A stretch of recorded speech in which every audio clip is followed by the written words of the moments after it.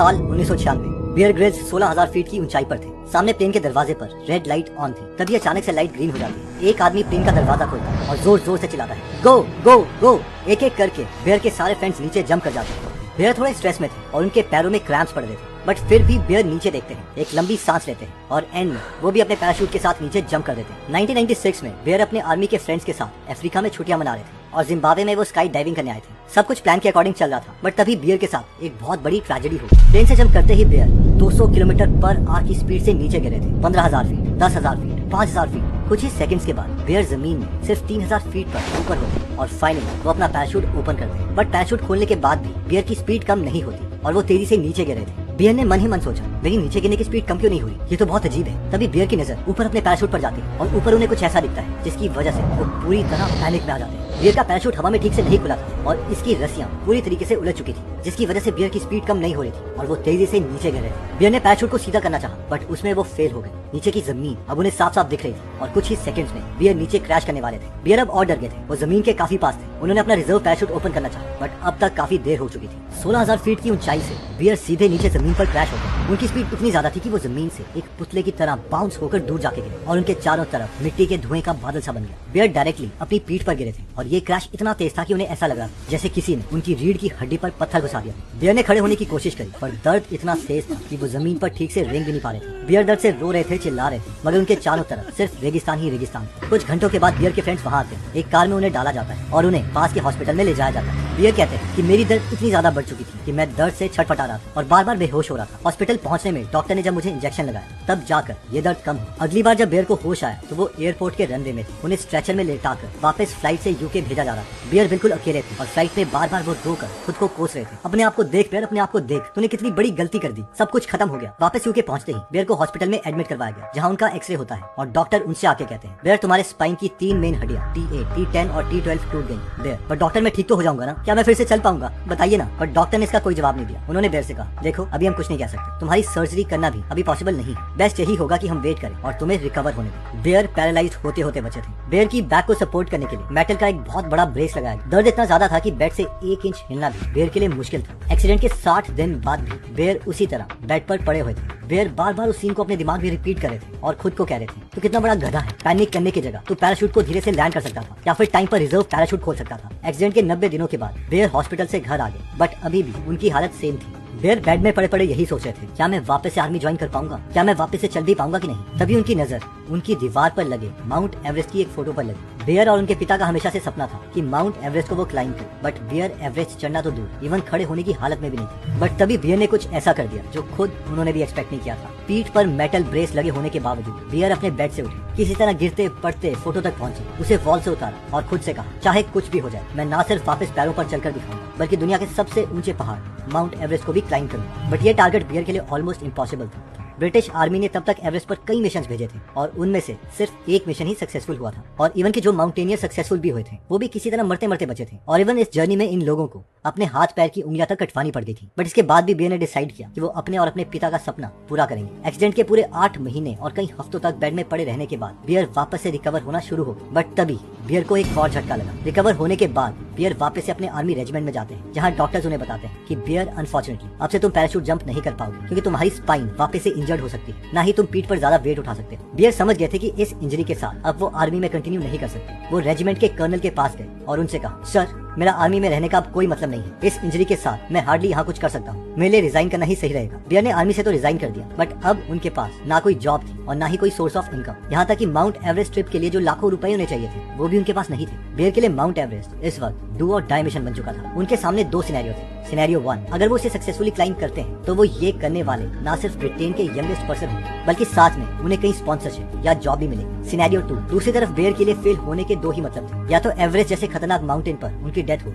या फिर पूरी लाइफ बिना किसी जॉब, बिना किसी क्वालिफिकेशन के रहना और पूरी लाइफ एक फेलियर कहलाना। बियर के एक आर्मी के फ्रेंड अपनी टीम के साथ एवरेस्ट पर जा रहे थे। बियर ने चुपचाप ये टीम ज्वाइन कर ली और अपने मिशन के लिए वो रेडी हो गए। बट अभी भी उनके सामने एक बहुत बड़ी प्रॉब्लम थी। एवरेस्ट जाने के लिए ऑलमोस्ट 50 लाख रुपए का खर्चा आता था और इतने पैसे बियर के पास नहीं थे। अगले 1 महीने तक उन्होंने कई लोगों को चिट्ठियां लिखी ताकि उन्हें स्पॉन्सरशिप मिल सके, बट हर जगह से वो रिजेक्ट हो गए। बट इसके बाद भी बियर ने हार नहीं मानी। एक के बाद एक 23 चिट्ठियां उन्होंने वर्जिन ग्रुप के ओनर सर रिचर्ड ब्रैंसन को भेजी, जो कि खुद इस तरीके तरीके के एडवेंचरर मिशन करते रहते थे, पर इसका जवाब उन्हें रिचर्ड ब्रांसन से नहीं मिला। तो बियर ने डिसाइड किया कि मैं खुद सर रिचर्ड के पास जाऊंगा और उनको अपना प्रपोजल सुनाऊंगा। बियर ने सर रिचर्ड का एड्रेस निकाला, ठंड में रात 8 बजे उनके घर गए और वहाँ पर डांट खाने के बाद भी किसी तरीके से उन्होंने उनके सिक्योरिटी गार्ड को चिट्ठी पकड़ा दी। बट इतनी मेहनत के बाद भी बियर को सर रिचर्ड का कोई रिप्लाई नहीं मिला। बियर अपने ड्रीम को किसी भी तरीके से हासिल करना चाहते थे और तभी हुआ भी कुछ ऐसा ही। उन्हें अचानक से रोड पर साइकिल चलाते हुए एक कंपनी दिखी जिसका नाम था Davis Langdon and Everest. Bear बिना कुछ सोचे अपने साइकिल से उतरे, कंपनी ऑफिस के अंदर गए और वहाँ की सेक्रेटरी से जाकर कहा, मुझे सिर्फ 2 मिनट आपके सीईओ से बात करनी है, प्लीज मेरी उनसे बात करवा दीजिए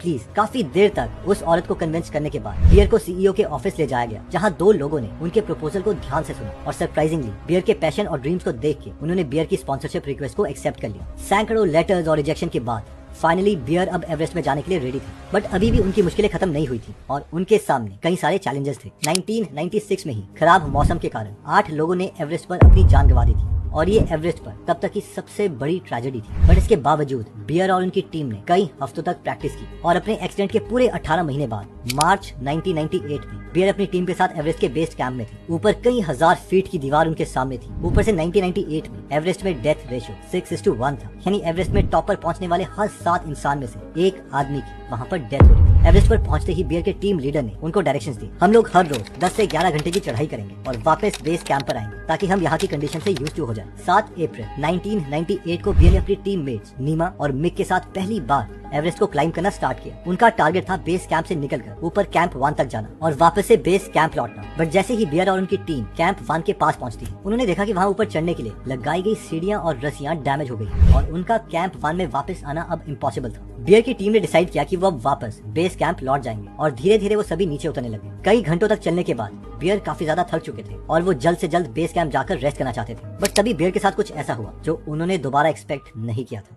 अपनी टीम में बियर सबसे आगे चल रहे थे और उनके 2 टीममेट्स उनके पीछे थे। तभी जिस बर्फ पर बियर चल रहे थे उसमें से उन्हें कुछ आवाज आई। बियर ने नीचे देखा तो उनके पैरों के नीचे की जमीन खिसक रही थी। बियर डर से बिल्कुल सुन पड़ गए और इससे पहले कि वो कुछ कर पाते नीचे बर्फ में एक और बड़ा क्रैक हुआ और बूम, अगले ही सेकंड बियर नीचे गड्ढे में गिर गए। ये गड्ढा इतना ज्यादा गहरा था कि बियर को नीचे कई 1000 मीटर तक भी इसका एंड नहीं दिख रहा था। बियर गड्ढे की दोनों तरफ की वॉल से टकरा कर नीचे गिर रहे थे, बट तभी एक झटके के साथ वो गड्ढे के बीचों बीच रुक गए। बियर की बॉडी एक पतली सी रस्सी से अटैच थी जिसके चलते वो पूरी तरह नीचे जाने से बच गए थे। बट उनके पास ज्यादा टाइम नहीं था, वो पतली रस्सी उन्हें कुछ ही सेकंड तक रोक सकती थी और बियर को इतनी चोटें आई थी कि कुछ सेकंड तक वो बेहोश हो गए। बियर ने जोर जोर से चिल्लाना शुरू किया, नीमा, मिक, मुझे बचाओ, जल्दी करो। बियर को ऊपर सिर्फ थोड़ी सी लाइट दिख रही थी और उनके नीचे सिर्फ अंधेरा ही अंधेरा था। बियर को पता था कि उनके पास सिर्फ कुछ ही सेकंड्स हैं, जिसके बाद ये रस्सी टूट जाएगी। बियर ने अपने पैर वॉल में फंसाने की कोशिश करी, बट बर्फ में उनका पैर बार बार फिसल रहा था। किसी भी सेकंड उनकी रस्सी टूट सकती थी। बट तभी बियर को फील हुआ कि कोई उन्हें ऊपर खींच रहा है। बियर, हम यही हैं, जल्दी से ऊपर आने की कोशिश करो। बियर ने ऊपर देखा, ऊपर मिक और नीमा की जोर जोर से चिल्लाने की आवाज आ रही थी। वो दोनों बियर को खींचने की कोशिश कर रहे थे। इस बार बियर ने पूरी ताकत लगाकर अपने पैरों से गड्ढे की दीवारों का सपोर्ट लिया और उनके हाथ में जो कुल्हाड़ी थी उसकी मदद से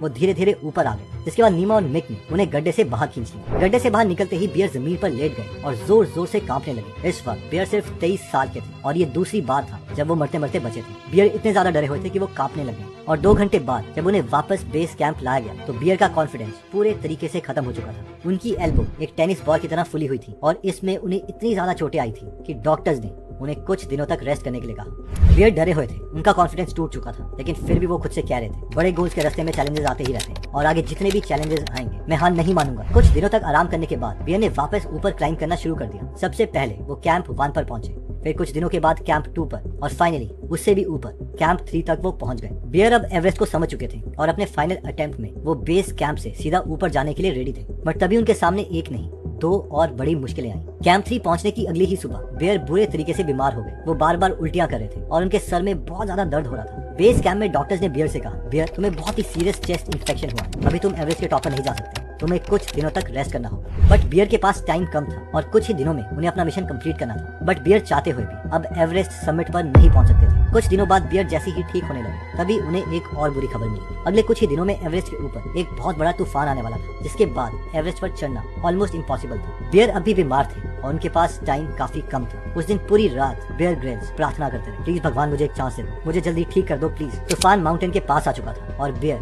सिर्फ उस पहाड़ को देख रहे थे कि तभी उन्हें खबर मिली, बियर तुम्हारी किस्मत बहुत अच्छी है, आखिरी मूवमेंट में तूफान दूसरी तरफ मुड़ गया है, हमारे पास 2 दिन का एक्स्ट्रा टाइम है, क्या तुम रेडी हो? ये हमारा लास्ट चांस हो सकता है। हाँ मैं बिल्कुल रेडी हूँ। मुझे तो विश्वास ही नहीं हो रहा कि भगवान ने मेरी प्रार्थना सुनी। अगले ही दिन बियर सुबह 10 बजे उठे और उन्होंने अपने फाइनल मिशन के लिए चढ़ाई शुरू कर दी। बीमारी की वजह से बियर थोड़ा वीक महसूस कर रहे थे, बट मौसम ठीक होने की वजह से उन्होंने अपनी पूरी एनर्जी इस मिशन में लगा दी और सिर्फ 5.5 घंटे में ही वो कैंप 3 में पहुंच गए। बियर बार बार खुद से कह रहे थे, पेशेंस रख, इस बार कोई गलती मत करिए, पेशेंस से काम ले, धीरे धीरे आगे बढ़ता रहे और सिर्फ अपने अगले स्टेप पर ध्यान दे, तुझे टॉप पर पहुंचना ही होगा। बियर ने अपनी चढ़ाई जारी रखी और कुछ ही देर के बाद वो 26,000 फीट की ऊंचाई पर थे, जिसे एवरेस्ट का डेथ जोन कहा जाता है। यहाँ ऑक्सीजन इतना कम होता है कि यहाँ सिर्फ कुछ ही देर रहने से इंसान की मौत तक हो सकती है और एवरेस्ट पर ज्यादातर लोगों की डेथ भी यहीं होती है। बियर के आसपास कई सारी डेड बॉडीज पड़ी थी जिनकी कुछ साल पहले यहाँ पर डेथ हो चुकी थी। बियर को अंदर से डर लग रहा था, उनका माइंड बार बार डेथ जोन के खतरे पर डाइवर्ट हो रहा था। अगले 24 घंटे में वो अपनी लाइफ का सबसे बड़ा रिस्क लेने वाले थे, बट बियर खुद से कह रहे थे, there is no plan B. Bear और उनकी टीम ने रात तक वेट किया और टॉप पर पहुंचने के लिए उन्होंने चढ़ाई शुरू कर दी। बियर थके हुए थे और ऑक्सीजन की कमी के चलते उनका चलना मुश्किल हो रहा था। 17 घंटे की चढ़ाई के बाद फाइनली वो अब टॉप से सिर्फ 400 फीट दूर थे। बियर से पहले सिर्फ 30 ब्रिटिशर्स ही यहाँ तक पहुंच पाए थे और इस मोटिवेशन के साथ और अपने पहले एक्सीडेंट के 18 महीने के बाद बियर दुनिया की सबसे ज्यादा ऊंचाई वाले माउंटेन पर चढ़ चुके थे। सिर्फ 23 साल की एज में बियर ग्रिल्स तब एवरेस्ट को क्लाइम करने वाले यंगेस्ट ब्रिटिशर थे और उन्होंने इम्पॉसिबल